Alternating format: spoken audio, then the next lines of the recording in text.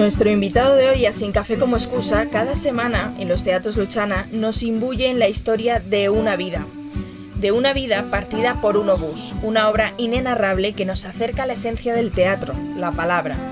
Jobbik Keuskerian, bienvenido a Telón y Cuenta Nueva y gracias por estar hoy con nosotros. Gracias a ti, Elvira, un placer, aquí estoy para lo que queráis. A todos nuestros invitados les proponemos para comenzar la entrevista un breve cuestionario, ¿te animas? Vale, vámonos.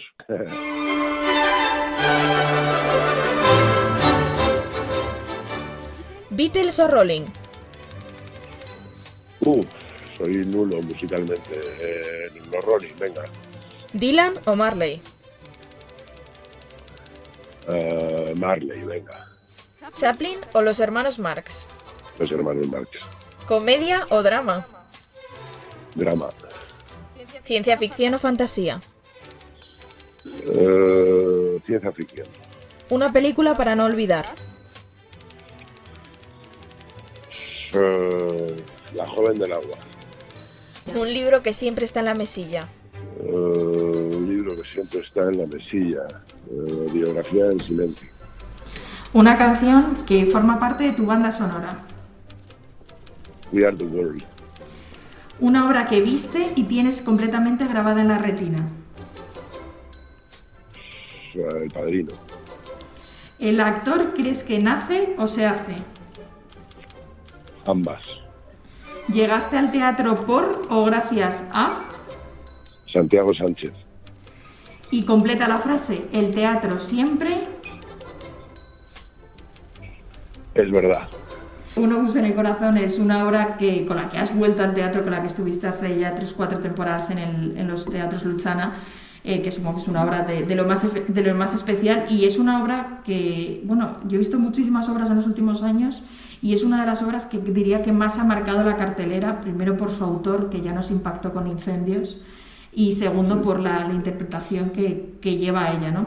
¿Crees que tienes una necesidad casi mental de volver al obús o es una cosa que surge? Bueno, yo formaba parte del plan prácticamente desde el principio. Nosotros, Santiago y yo, lo denominamos desde el principio obra mochila, ¿no? Que va a estar con nosotros, conmigo, durante mucho tiempo. Es un texto que yo me lo digo a mí mismo, esté en cartelera o no esté en cartelera, me lo digo a mí mismo porque me parece una lección vital desde la primera letra hasta la última. Entonces, y el tiempo lo está demostrando así. Empezamos en 2014 con parones, estamos en 2020 y seguimos, y cada vez que retomamos la obra crece, el texto crece siendo el mismo, ¿no? Entonces creo que hay un obús en el corazón. Mientras siga creciendo y yo siga teniendo las sensaciones que tengo cada vez que lo retomo, no tengo ninguna intención de parar. Seguiré haciéndolo hasta que pueda hacerlo, sin duda ninguna. O sea que es una necesidad prácticamente, sí. Bueno, de hecho es una obra que, decías, va creciendo cada vez que la hago, y además las situaciones vitales por las que estamos pasando lo hacen mucho más, ¿no? Es una obra que en sí misma nunca muere, es que siempre va a ir a más, es un texto que siempre es uno. Sin duda ninguna. Mira la palabra antes, por ejemplo, que tú has visto la obra. La palabra antes, el peso que ha cogido ahora, ¿no? Porque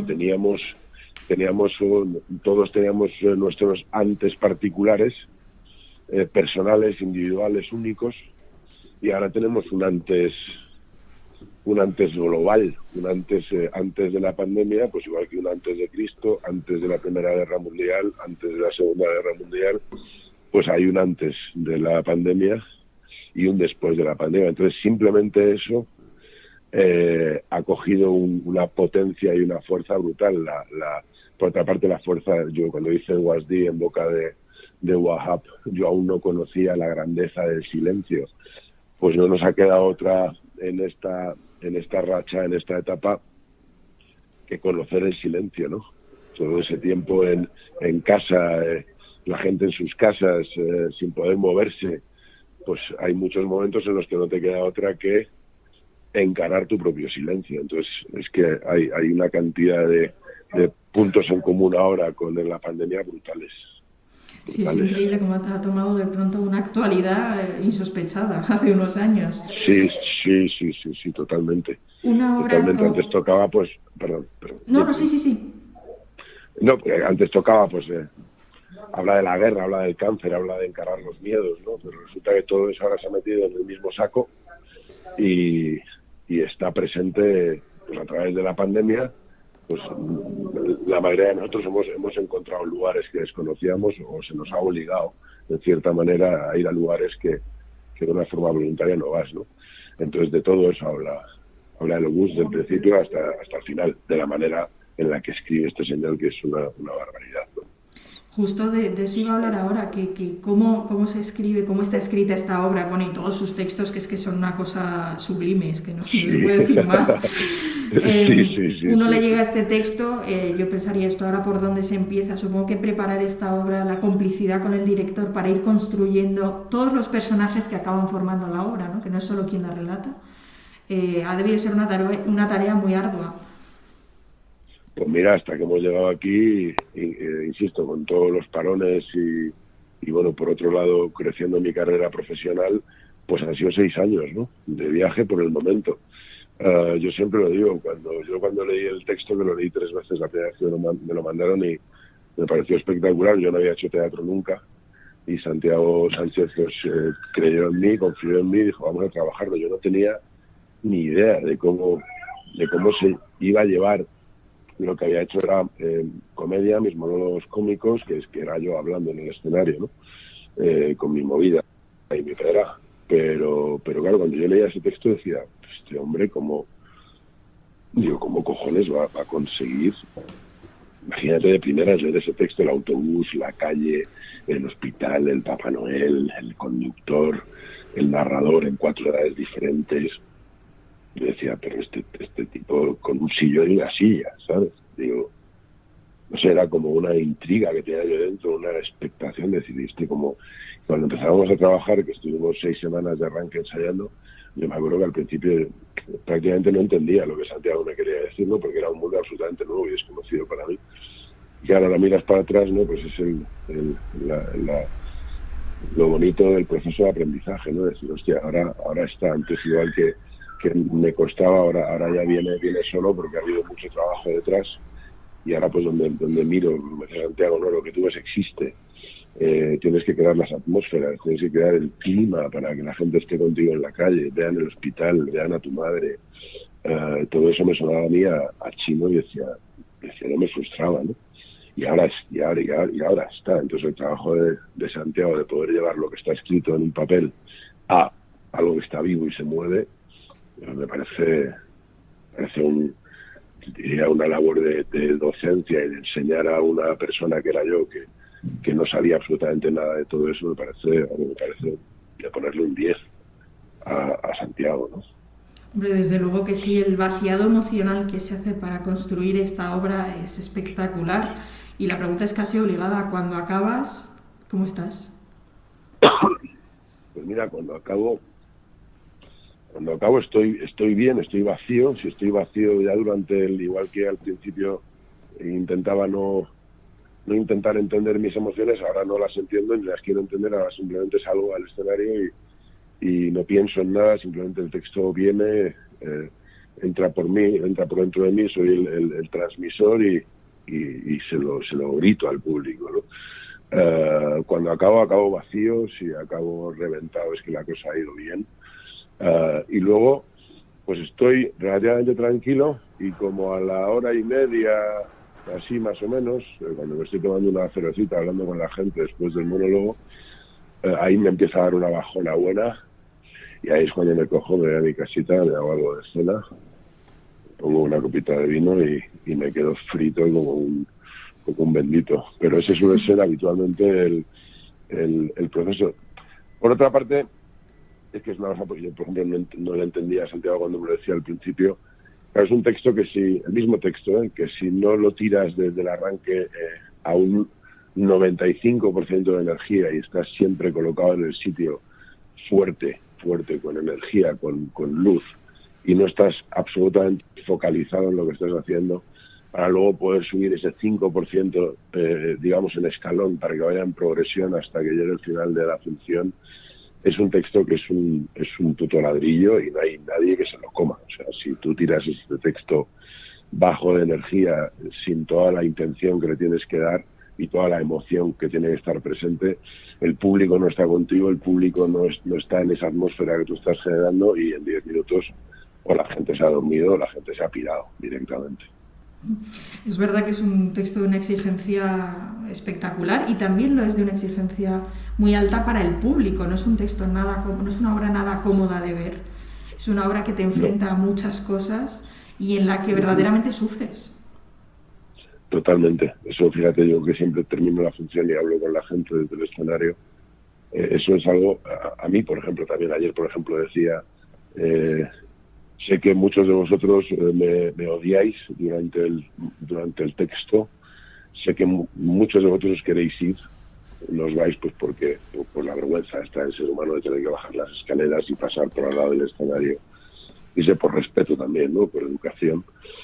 Pero yo veo a la gente que, bueno, pues que se abrazan a su pareja, se meten debajo del brazo, se acurrucan, por supuesto se lloran y se les llena la cara de agua, ¿no? Y me quitan la mirada. De repente te das cuenta de que alguien ha desconectado, que está con la cabeza, una mirada baja, y se ha tomado 5 minutos o 6 o 7 para desconectar y luego ya vuelve y se conecta contigo, ¿no? Luego me pasa también, ayer me decía un chico, dice, claro, es que lo que me ha pasado es que lo he tenido que desconectar porque estaba intentando, cuando ya has pisado el acelerador y has empezado a hablar un poco más rápido, a bombardear, me ha pasado que ya no lo entendía, no que no lo entendía de dicción, sino que era un bombardeo tan continuo de imágenes potentes.